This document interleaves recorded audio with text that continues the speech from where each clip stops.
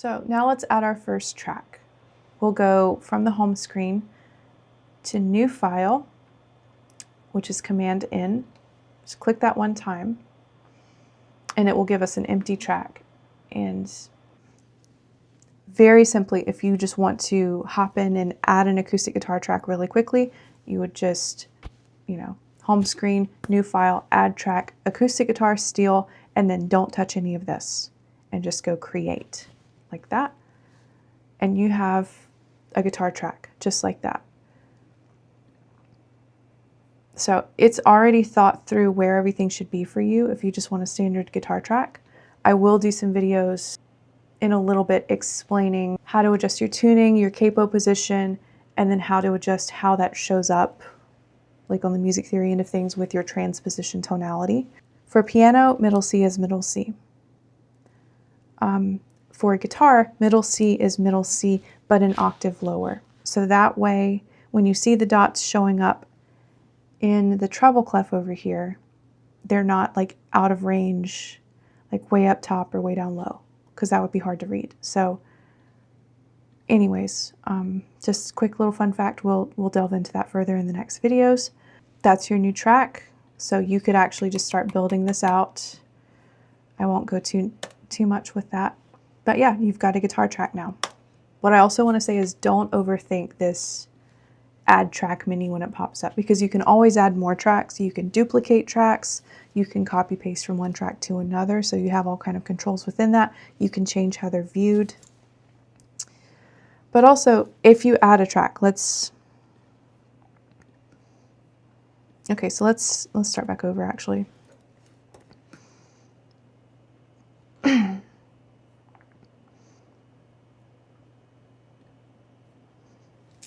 So if I wasn't happy with that, I could just, right click and remove that. Easy enough. So that was our guitar track.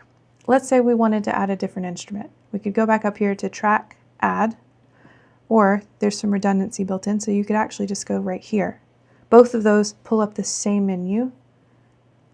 But yeah, you can add an acoustic guitar, you can add electric guitar, bass, you can kind of, oh cool, ukulele, mandolin, banjo.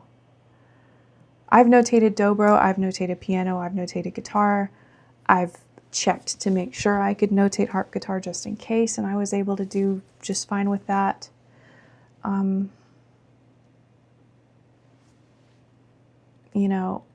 It's viable if you need to notate something for strings. I don't know if it would be heavy duty enough for a Philharmonic type setting. You might need something specifically catered to strings and to those kind of instructions for that. I'm not a strings player. I can't answer that specifically, but I've looked at string instrument sheet music here and there, and my guess is it wouldn't be too hard to put together in Guitar Pro. You just wouldn't have that tab notation under the treble clef or whichever clef you're in. So it's very hardy as a program, and for the most part you can think through how to fix certain problems and it'll do pretty well. So yeah, so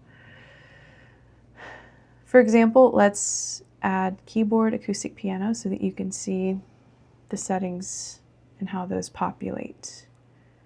So it's a little bit different here. You see it doesn't show you the tablature notation because that doesn't really apply to piano. Keyboard, acoustic piano, we'll just leave it as is. It kind of has its own way of thinking through that, so I don't want to touch that. I'll just press Create. And now I've got exactly what I need for piano. So middle C is set to middle C, same octave as it should be for piano. And then you see we don't have the tab lines down here. We have a bass clef and a treble clef. So if we play around with that, we're just going to see notes. Whereas if we added another guitar track, we would have acoustic guitar, steel. Okay? And so our little window down here toggled between those. So if you need to change the view, you can go down here to the very bottom, to this global view is what it's called. And you can click on one to highlight it, or if you want to see both of them at the same time, you can click this and it'll show you basically the conductor kind of overview of where where the multiple parts are, and you'll see the labels for steel guitar and then piano right there. So let's look at the difference between tab notation versus the musical staff. So when you're adding notes to the guitar track, like if you add music notes to the treble clef on this guitar track, Guitar Pro will think through and rationalize where it feels like that would be on the fretboard.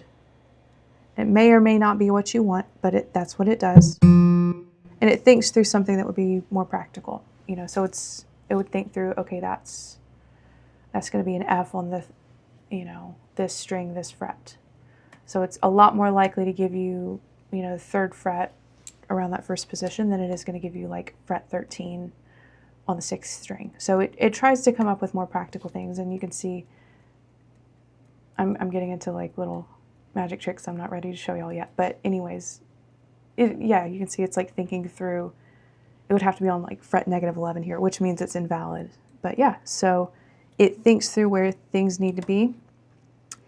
Whereas the preferred way of inputting notes, I would say, is if you were to like type out, let's say you need a G on that 6th string, you just type a 3 where you would put that G in the G chord.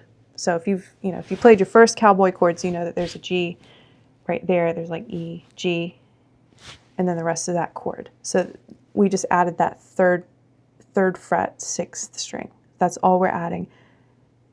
And it gave me where that would be in the treble clef in that register. So let's, go back up here and add the high G. And that's your first chord in Guitar Pro. So, hopefully that's enough to just really get you off the ground quickly. I'll go in way more detail about adding and editing notes and how to do that efficiently. But for now, that should be enough to kind of get you started.